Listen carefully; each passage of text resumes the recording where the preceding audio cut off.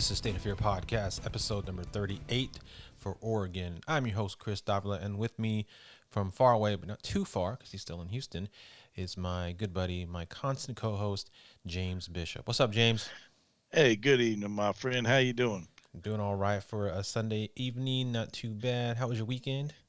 Indeed, it was very nice, man. Took a nice long ride on my motorcycle, just got some night air and just been chilling out, man. Not doing too much, with all this COVID crap going on and just trying to scale things back. So I will say to our lovely listening audience, we'll probably be doing a few of these for a little while until things calm down. So we'll probably be doing a little bit of remote stuff. So if it doesn't sound the same, I apologize. I'll tell you what, I'll just though. try to sound glorious from afar. We live in extraordinary times where we can do this, though, which is great. I mean, Indeed we do. if Indeed we do. if something happens and we're all being forced to not go within anywhere like 30 feet of our house, at least we can get online and still hang Yep. out. You know what I'm saying? Yes.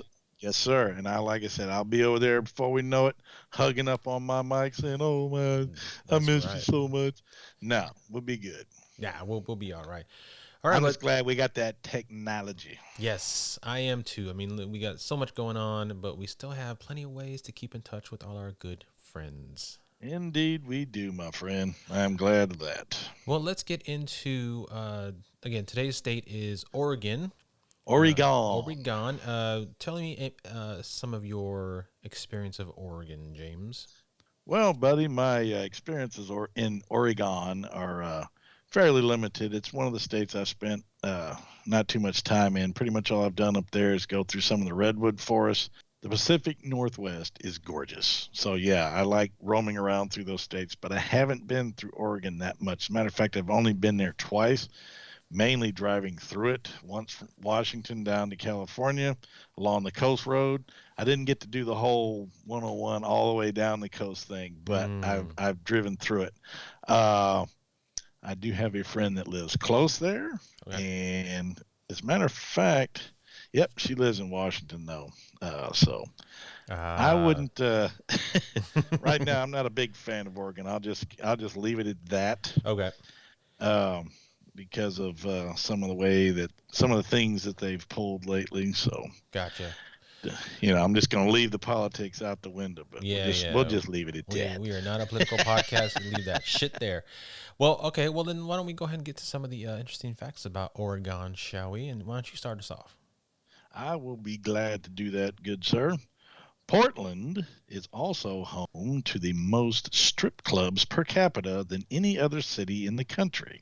Wow. Hmm, that might explain a few things. You know, maybe next time you're in Oregon, stop and check out Portland's vast strip clubs. Yep, Let's see. In 1994, Oregon became the first U.S. state to legalize physician assisted suicide, resulting in Oregon's suicide rates being some of the highest in the nation.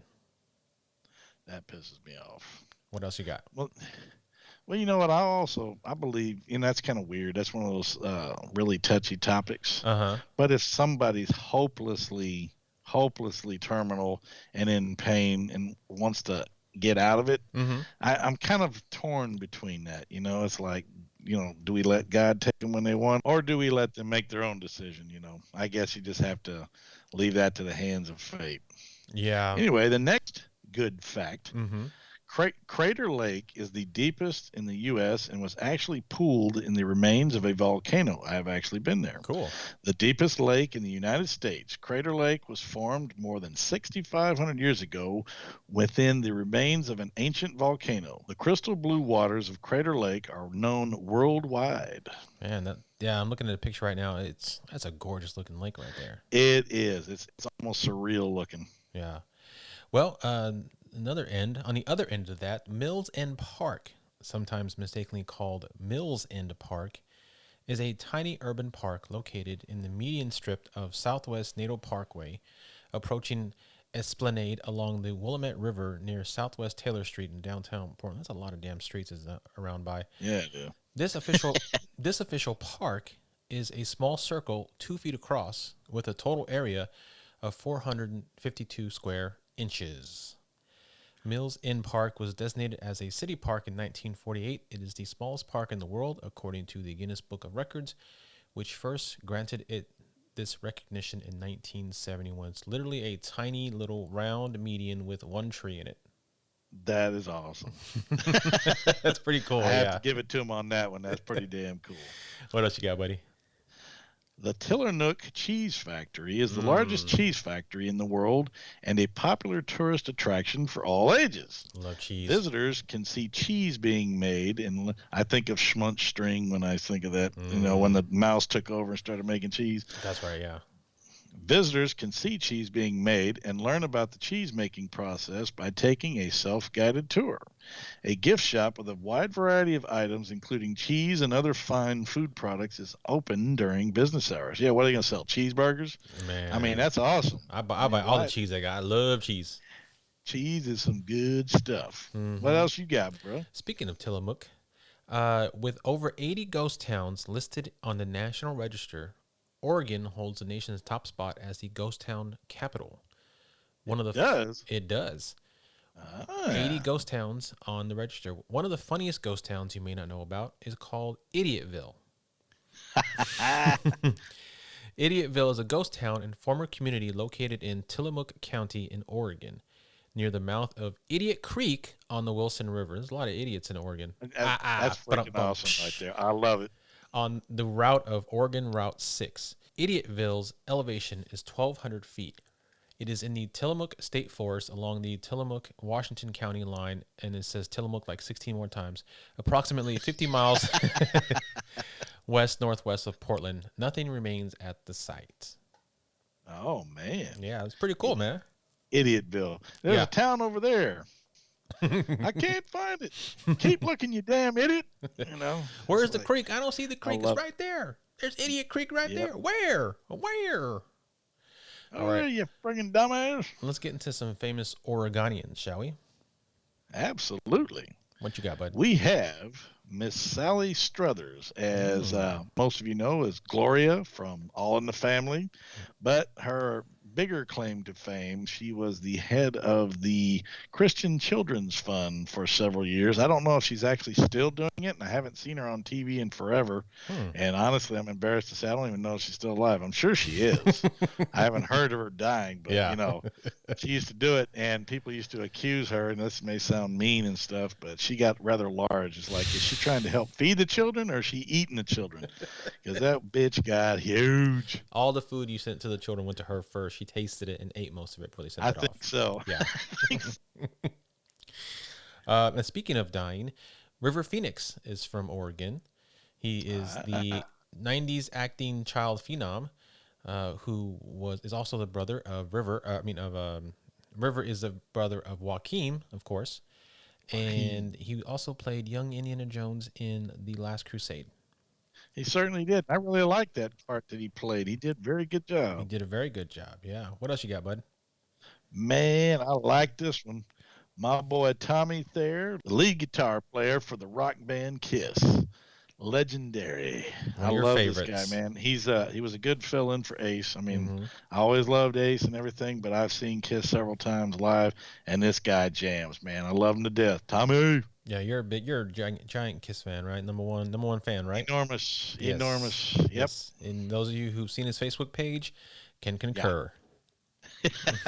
yep. Last time I saw him, it was here in Sugarland, and I wore full makeup along with my oldest son. We decked out, went in there, and we got some good attention. We had a lot of fun. It was great. Yeah, I saw that picture, man. You guys look awesome, very awesome. And last but not least, we're gonna go with Matt Groening, the creator of The Simpsons Futurama.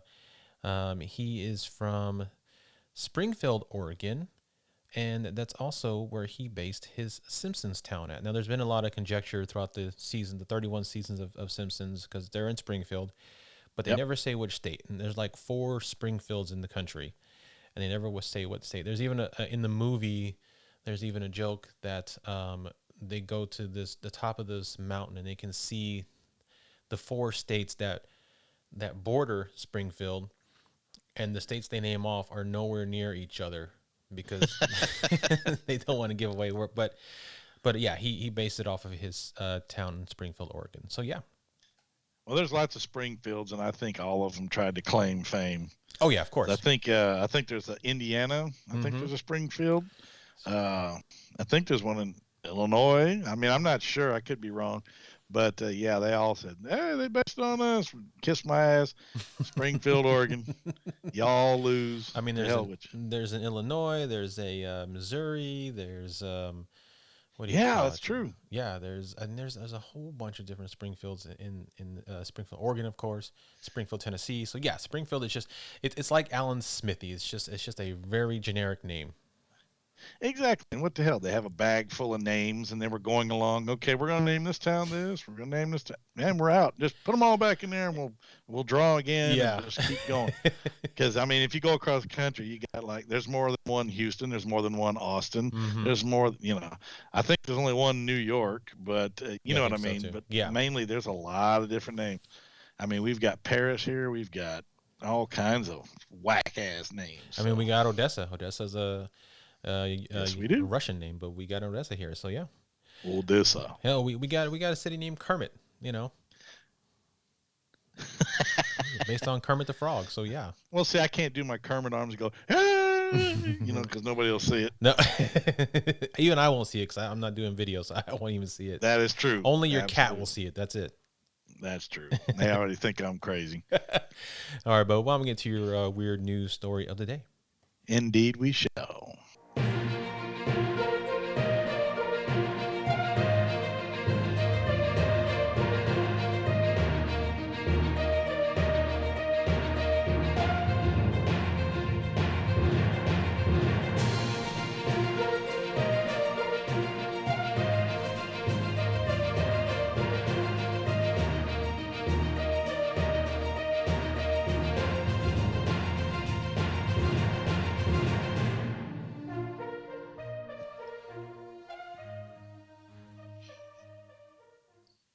Greetings, all you intellectuals, and welcome to another session of Weird News. I like that. That's nice. I like that. Hey, I got to try to mix it up a little bit. If I say the same thing every time, I start sounding like Sam the Eagle from the Muppet Show. Oh yeah, I love Sam. No inflection, just. But anyway, hit it. That's from What the Suck I is have for to those who always don't get one know. out of the way. That's right. Go on, buddy. Anyway, today's news story is a very cool little bit from the Ripley's.com website written by Ingrid Barnett. And it is along a topic that a lot of us always wonder, and that is, do celebrities always die in threes? Despite the hype, stars do not depart this vale of tears in triplets.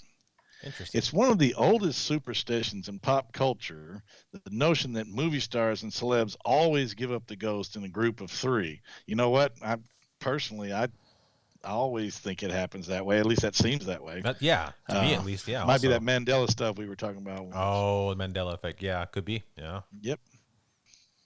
And it does happen from time to time. After all, the Big Bopper, Richie Valens, and Buddy Holly all died in one 24-hour period in 1959. Of course, they perished in the same plane crash, so I think we can agree that their circumstances were exceptional. But what other situations? Like when fashion designer Kate Spade, television chef Anthony Bourdain, and actor Jackson Odell all passed away within a matter of days. Mm. Spade and Bourdain actually died by suicide, which was very sad. Mm-hmm. And Odell was found unresponsive in a sober living home, it's called. Tragic events.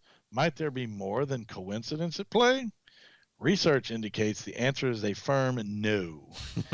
You know, Just no. and it says to keep reading to learn more about how a careful examination of vital records and statistics disproves the myth that celebrities die in threes. Of course, I'm going to keep reading. Quit trying to tell me what to do. That's right, jerk. Anyway, an urban legend with serious street cred. In 2014, after the passing of Robin Williams, which I hated, I love that guy, and Lauren Bacall, the world held its breath. Who would be the third celebrity to die? As people waited for the other shoe to drop, they relied on anecdotal evidence from the past to justify their macabre anticipation. After all, we can think of at least 10 instances when celebrities have died in threes. They include the Summer of Death in 2009 when the world lost three pop icons back to back: Ed McMahon, Farrah Fawcett, and Michael Jackson. Oh I yeah, remember wow, that. that's right. Or how about 2014 when the greedy Grim Reaper took actress Ann B. Davis, Alice from the Brady Bunch, Mm-hmm. baseball legend Don Zimmer, and actor Rick Mayall? And no one can forget the deaths of rock legend David Bowie, actor Alan Rickman, who I love I that love guy, him. Yeah, he's great. and Renee Angelil, husband and manager of Celine Dion in Oh yeah, 2016. that's right. Add to this Alan Thicke, George Michael, and Carrie Fisher, and it has to be more than coincidence, right? Man, Wrong. Researchers now have mathematical proof that this urban legend is fiction, not a fact, no matter how strong the human tendency remains to seek patterns in life, unexpected events, disproving the celebrity rule of threes. hmm. The New York Times Upshot examined the statistical prevalence of celebrity deaths in threesomes. How did they do this? They started by defining a quote unquote celebrity as anyone with an obituary running at least 2,000 words or longer. This word count is equivalent to 67% of a full length printed page. Oh, For some context, consider the obituary that ran for Lauren Bacall in 2014. It came in at a respectable 3,000 words. On the other end of the spectrum, there was the obituary for Pope John Paul II, which contained a whopping 13,363 words. Wow. jeez. Compare these word compare these word counts to your average Joe, a mere 200 to 450. We don't get jack shit. No, we don't. And you can see why this filter provided useful in identifying quote unquote famous decedents. Hmm. Famous? Famous? Let's leave that in. What Yeah, the new hell? word. We made it up. Yep. Researchers identified 449 celeb obits since 1990 using this filter. In 75 cases, two stars perished within 3 days of each other. But here's the kicker: they only found 7 instances where three celebrities died within 5 days of each other. These findings fell well within the confines of quote unquote random chance. Hmm. A loose definition of celebrity is the next section. It's worth noting that the definition of quote unquote a celebrity proved somewhat ambiguous in the study. After all, some individuals who led important, albeit unglamorous lives got filtered into the results. They included people like Dr. Jonas Salk, the polio vaccine inventor, and Albert Shankar, the teachers union leader. See, those to me, those are more important than any actor or actress. Yeah. Were Salk and Shankar actual celebrities? We highly doubt their names would appear in Entertainment Tonight. Infamous individuals, including mass murdering dictators like Pol Pot and Idi Amin, also fell into Hmm. the study's celeb category. Yet none, Yet none of us would celebrate these monsters as stars. And of course, some very famous people had obits too short to make the cut, Mm-hmm. like Amy Winehouse. Oh yeah. Nonetheless, the New York Times study is among the first to make significant headway towards scientifically disproving the notion that celebs die in threes.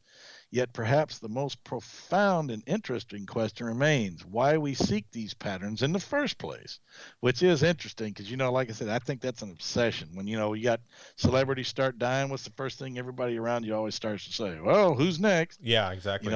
They just wait.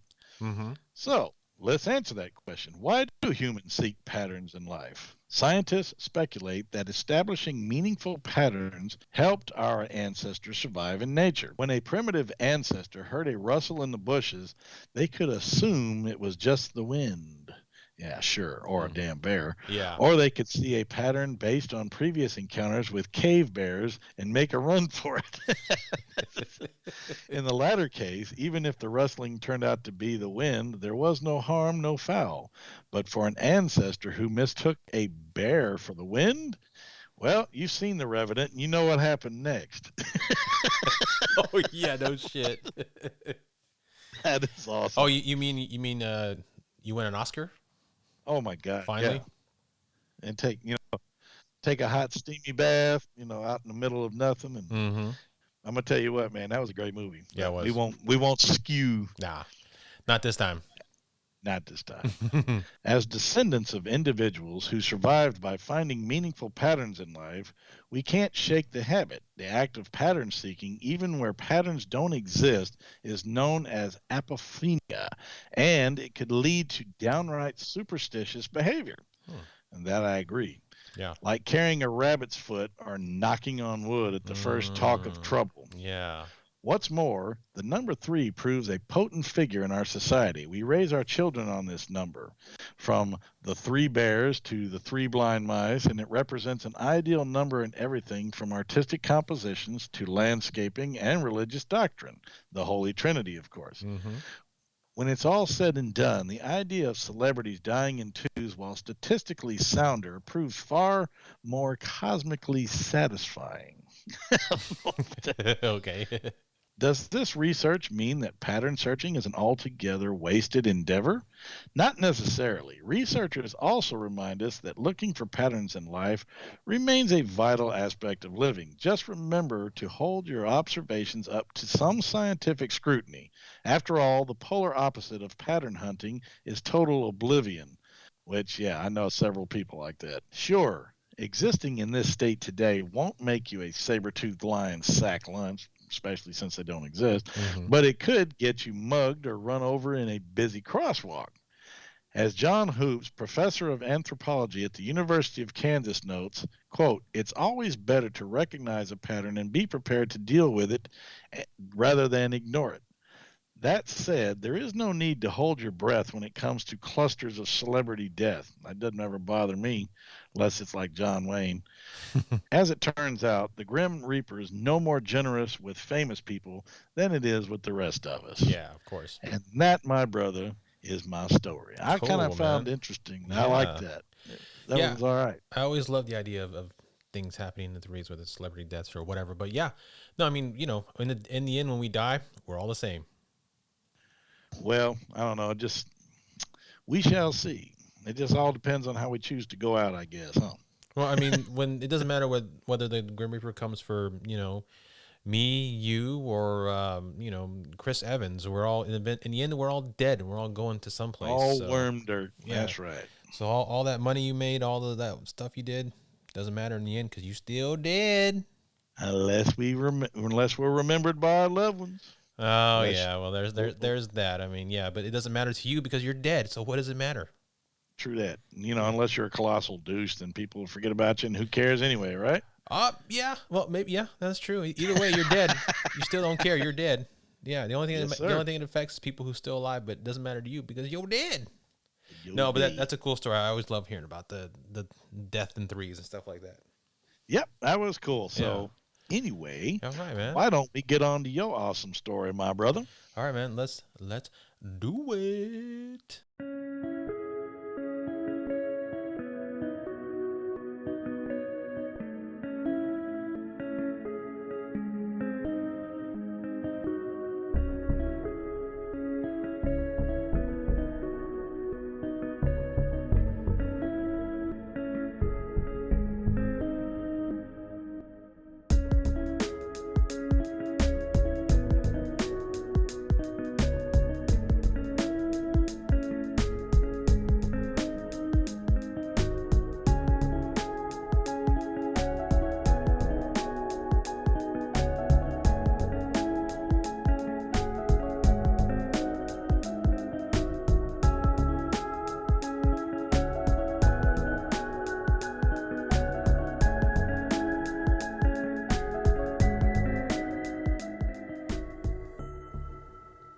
Okay, so for today's story, we actually have sort of a hybrid. We got something that's part true crime, something that's part urban legend. Uh-oh, getting dangerous out there, brother. That's right. Today we're going to discuss Lafayette, Oregon's Richard Marple and the Witch of Lafayette, Oregon.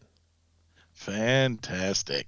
So I got all of my research is from about 4 or 5 different sites, and as always, we will post the research site links in the story notes. So if you're looking for more information, you can go click on those. Yes. So the town of Lafayette especially its cemetery. It's said to have a curse over it since the 1800s, when a woman accused of witchcraft was hanged for her supposed crimes.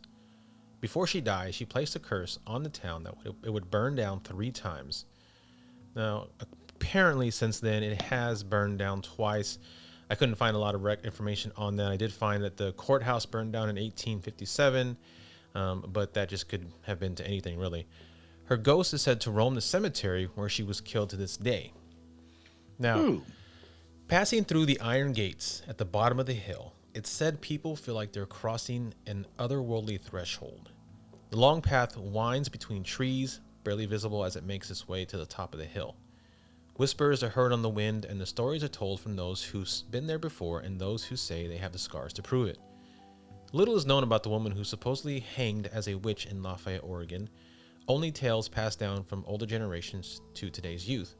Now, there's that's kind of true, kind of not true, because the story that we're going to get into talks about how the witch was hung and then cursed the town. But then there's another story talks about the witch's son was hanged or hung, and because he was hanged, she cursed the town. But we'll get into what the actual truth is later on. Yeah. Interesting fashion.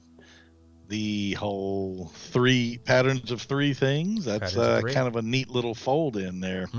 I thought so as well. Yeah. What is said is that she was accused of being a witch and therefore hung. Now, methods of witch coercion in the 1850s were, to say the least, brutal. A person accused of being a witch had quite the smorgasbord of painful devices to look forward to, each more painful than the last. Efforts to obtain confessions included branding, whipping, and being put on public display in the stocks. If the usual methods didn't yield a confession, pressing, in which the accused was placed beneath the board and rocks were piled on until a confession was obtained or the victim was crushed, was often used, as was holding the victim's head underwater until she drowned.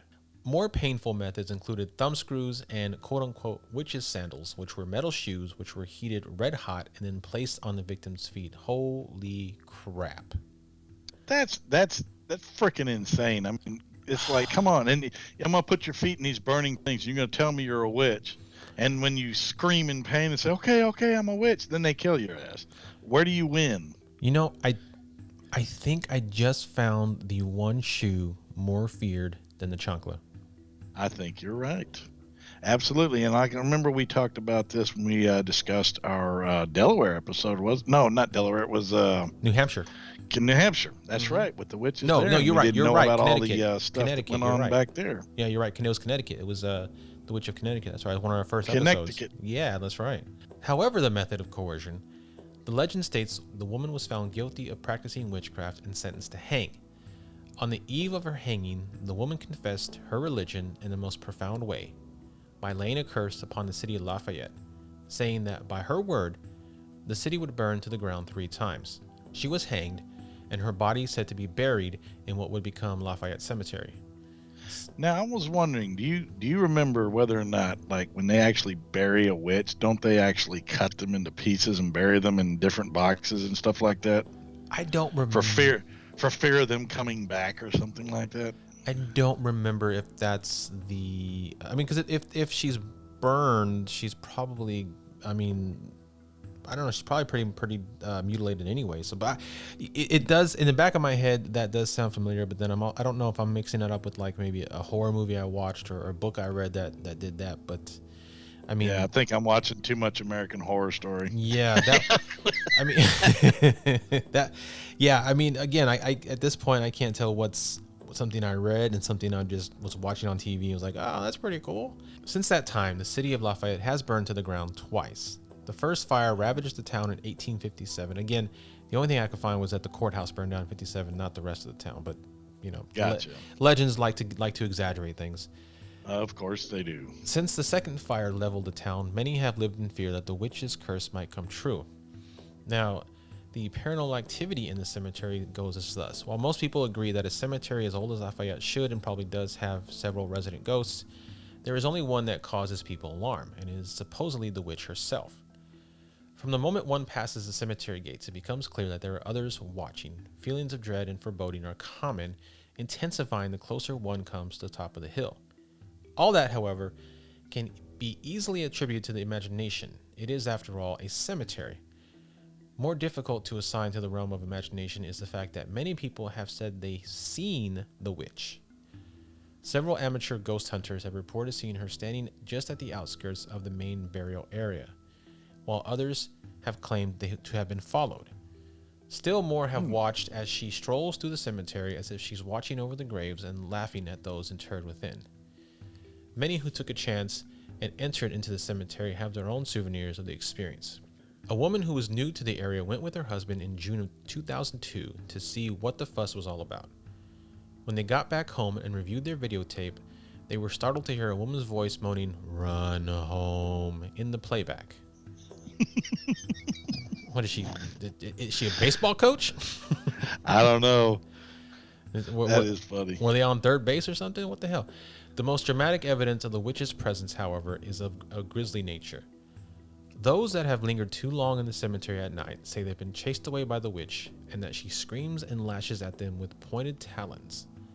When skeptics... Oh, the hell with that. I mean, we're going to go. We're going to find this witch and we're going to tell her, yo, cut your shit. When... Look, oh, shit. After 15 years, Supernatural has ended. The Winchesters are no more, so we need to pick up their slack. You damn right.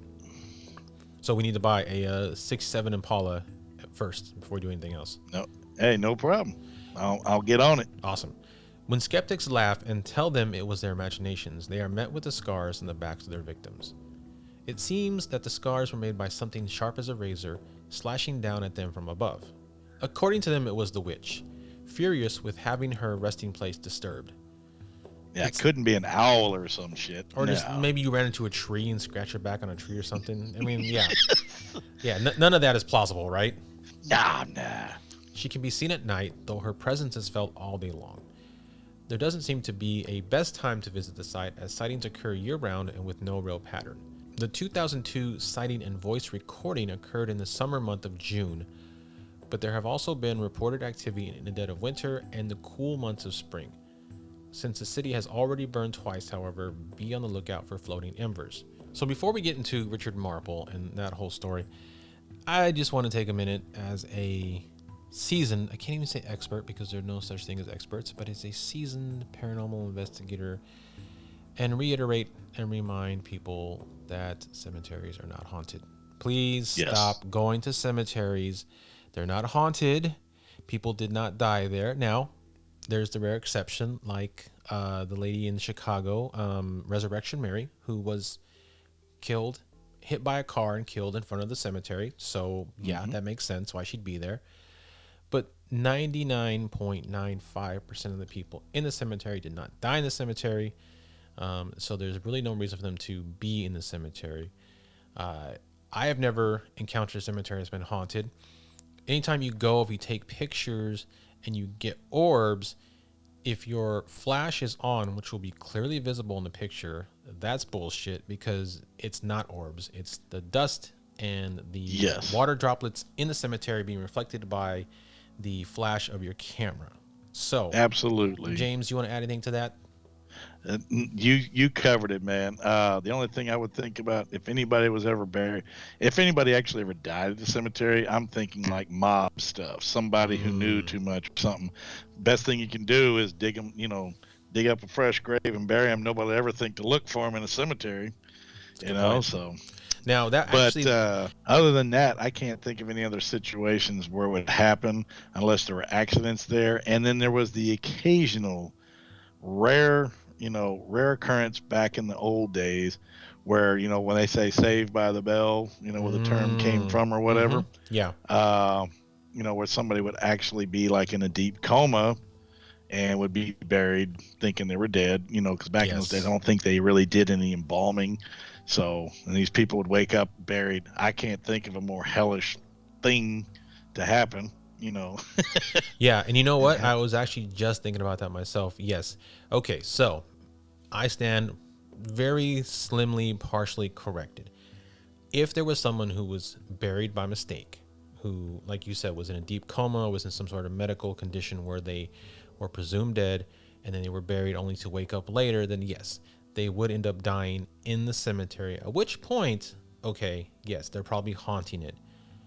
But as you mentioned, it's probably extremely rare that that happened. But yes, I'm going to agree with you. I don't think that it's a high percentage. So your theory to me holds water. I pretty much agree with you anyway. We've discussed this many times that cemeteries are really not haunted.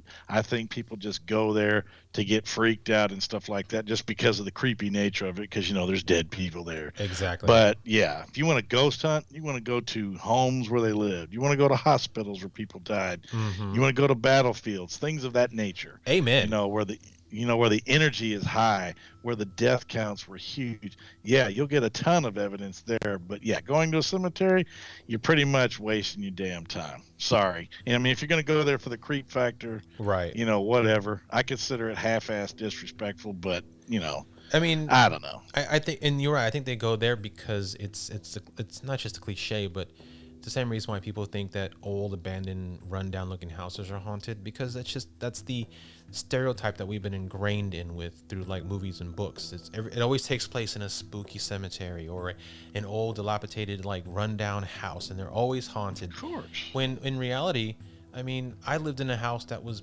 built for it's only 2 years old, and it was pretty haunted, but because the land itself had been there forever and had experienced some actual trauma and battles, and so the land itself was haunted, not the house, and it was a This brand is new very, house. very true. Yeah. See, we live in Texas, which was a big part of the old West, Mm-hmm. the movement West. There's no telling how many people are buried under places we have no idea because when people Right. died in the old days, they just bury them wherever they fell. Yep. So there's dead bodies everywhere. So yeah, there can be all kinds of haunts. And I do want to say there was that infamous story from Houston, I think in the 80s or maybe 90s, where a new subdivision was built, and it was built where a graveyard was, and they didn't move the bodies, just the headstones, and so That's they correct. built the houses over it, and of course that right there may lead to a haunting because you've disturbed their burial places.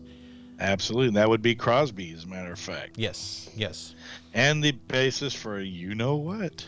but but because most likely they died at least near where the, because it was back in the day when they didn't travel far to bury their dead, Yeah. so they died very close to, I mean, most old west small towns were small anyway, so the cemetery was just on the outskirts of the town, so it was right there. It's not like Hmm. now, where I'm in Kingwood, and if I croak, then I get buried like down in downtown Houston, wherever that's a good distance right there.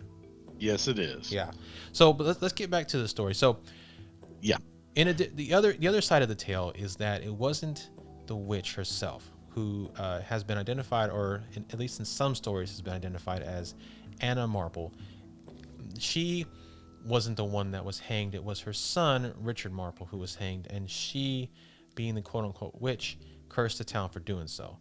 Now, they are both actual real people, but the manner in which it all went down is much more true crime than it is urban legend. So let's get into that real quick. Okay. Richard Marple moved to Lafayette from Corvallis in 1885 with his mother Anna and his wife Julia. Although there were a lot of job opportunities, Richard wasn't able to gain steady employment, and instead he made his way through robberies and stealing. Very reputable. He was suspected of multiple robberies. At some point between 1885 and 1886, Richard's mother Anna got together with one David Corker, a shop owner in town.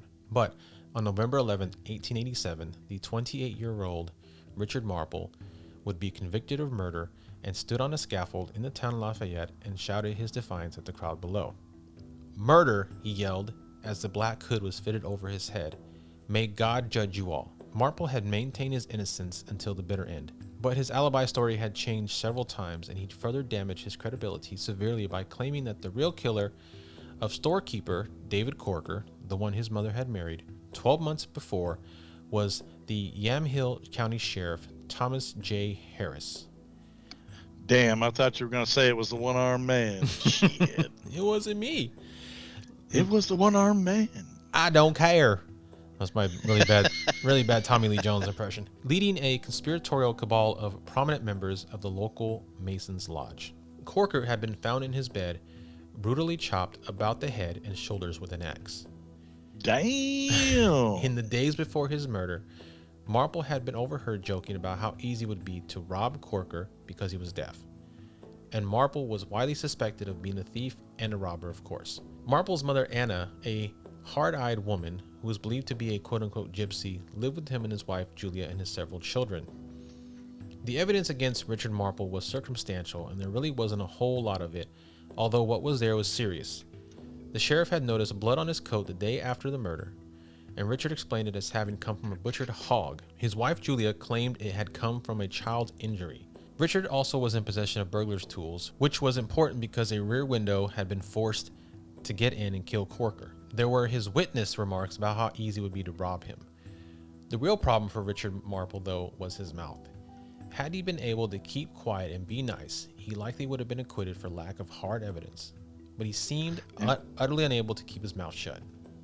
A big problem that several human beings seem to suffer these days. Oh yeah, they just run off at the mouth. It's like, shut the hell up. When he'd first been arrested, he first denied involvement and then, with a nasty smile, issued a series of uncomplimentary remarks about the deceased murder victim. Ooh, you never talk bad about someone who just died. What'd you say about my mama? What? Yeah, What? that's pretty much tantamount to that. You damn right. During jury selection, he made no attempt to conceal his contempt for everyone in the room, and he took obvious pleasure with any display of hostility and enmity from townspeople. So it shouldn't have been much of a surprise when the jury found him guilty. The judge accidentally scheduled his hanging on a Sunday, so additional hearings had to be convened to make new arrangements, and another court had to study the question of whether the error was grave enough to require a new trial. They decided it was not.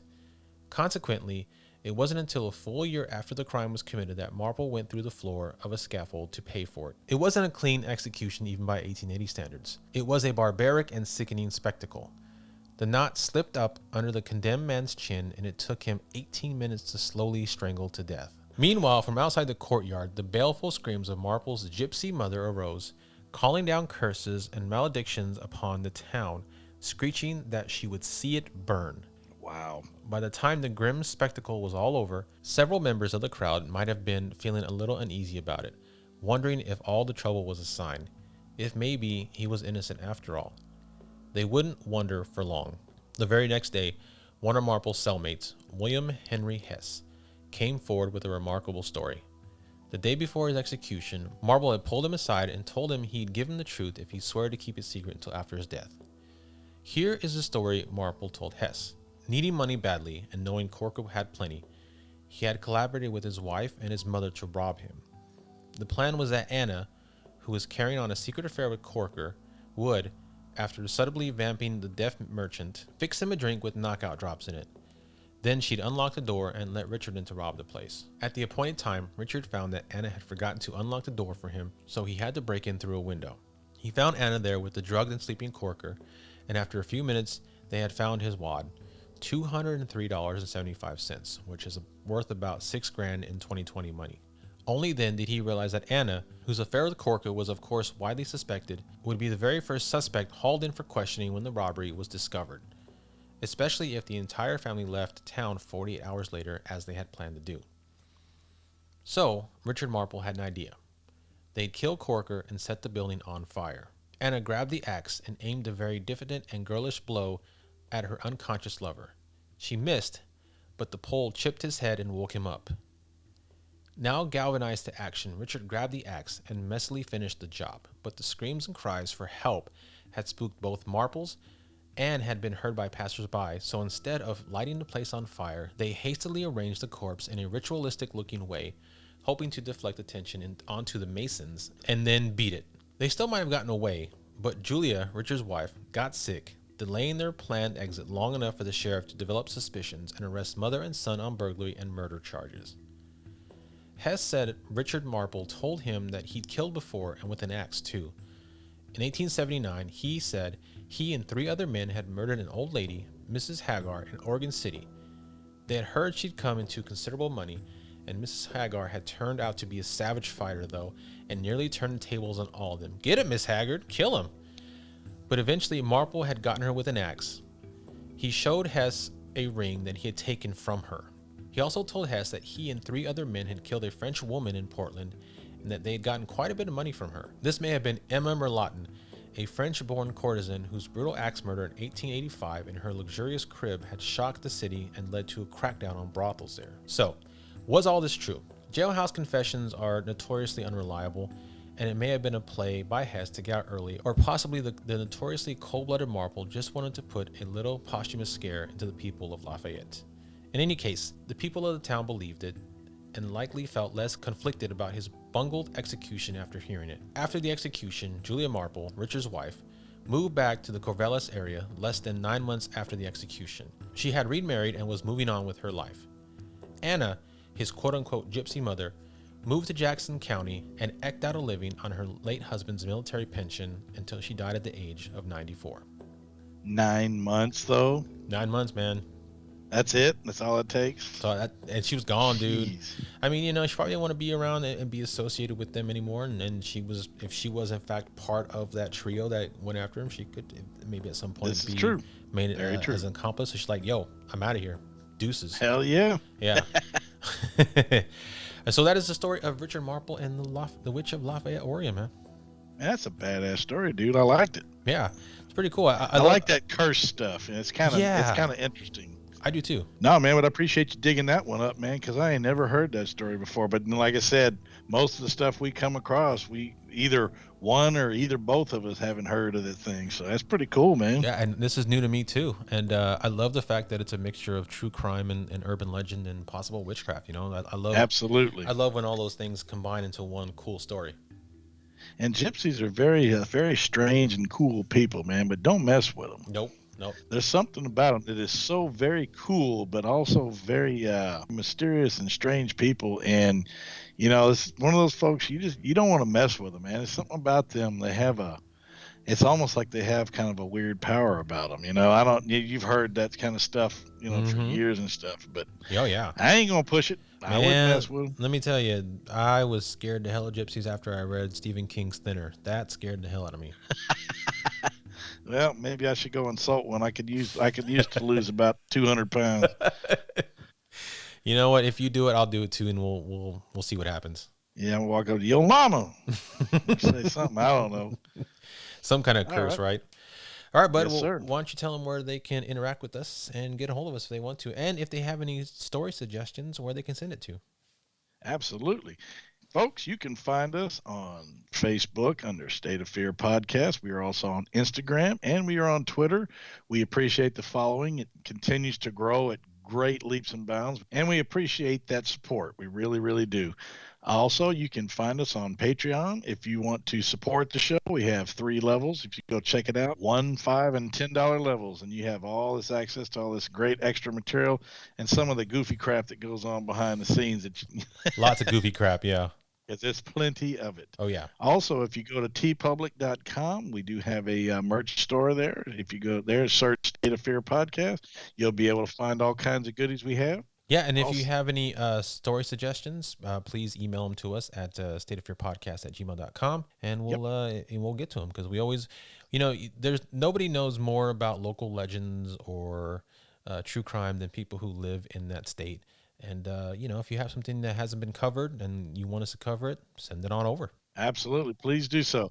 We are also still looking for any indie bands who would be interested in a free promotion. We'd like to have you as part of the show. Send your information to stateoffearpodcast@gmail.com, along with any links to any social media pages or, songs or whatever, and we'll get them on. That's right. And also, if you have a personal encounter, a personal story, whether it was a ghost, Bigfoot, unicorn, maybe you went to a diner where a serial killer used to work, anything at all, you want to tell us the story about it, send us an email at stateoffearpodcast@gmail.com, and we'll get it on the air for you. Absolutely. All right, bud. Well, I'm ready to move on to the next great state of this nation. How about you? Yes, sir. What do you say we get on down the road? Let's do it, man. All right, Take guys. care, guys.